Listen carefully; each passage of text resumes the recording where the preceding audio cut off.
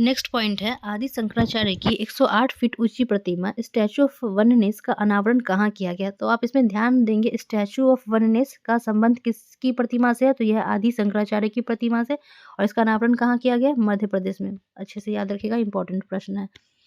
अगला पॉइंट है, जमीनी स्तर पर क्रिप्टो अपनाने में कौन सा देश शीर्ष पर रहा है? तो यह रहा है भारत। ठीक है, आगे बढ़ते हैं। अगला है, प्रधानमंत्री मोदी ने कहाँ यशोभूमि को देश की जनता को समर्पित किया? तो यशोभूमि, ये इसका संबंध कहाँ से? द्वारका, दिल्ली से इसे प्रधानमंत्री मोदी ने जनता को समर्पित किया है।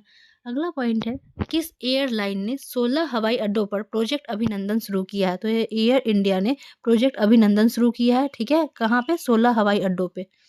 चलिए आगे बढ़ते हैं। अगला है, 8वीं बार एशिया कप खिताब किसने जीता है? तो यह एक बहुत इंपॉर्टेंट प्रश्न है। एशिया कप खिताब जीता है भारत ने, जीता है श्रीलंका को हराकर। नेक्स्ट है, कहाँ स्थित शांति निकेतन को यूनेस्को ने भारत के 41वें विश्व धरोहर के रूप में मान्यता दी है? तो यह है वीरभूमि, पश्चिम बंगाल। वीरभूमि पश्चिम बंगाल के शांति निकेतन को यूनेस्को ने भारत के 41वें विश्व धरोहर के रूप में मान्यता दी है।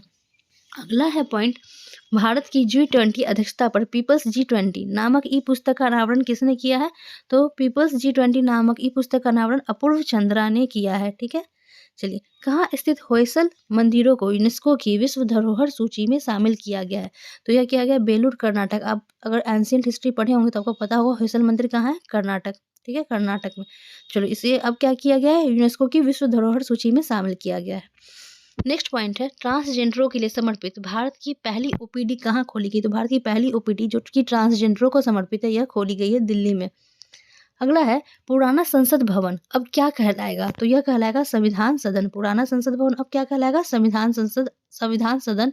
अच्छे से याद रखिएगा। ठीक है, चलिए अगला पॉइंट है, दक्षिणी चीन सागर में किस देश ने आसियान संयुक्त सैन्य अभ्यास शुरू किया है? ठीक है, तो आसियान संयुक्त सैन्य अभ्यास शुरू किया गया इंडोनेशिया में। ठीक है, चलिए दक्षिण, और लेकिन यहाँ पे आप देखिएगा, यहाँ दक्षिण चीन सागर की बात हो रही है, तो इस परिप्रेक्ष्य में आप याद रखिएगा। ठीक है, चलिए आगे बढ़ते हैं। चलिए आज के लिए इतना ही, मिलते हैं नेक्स्ट वीडियो में।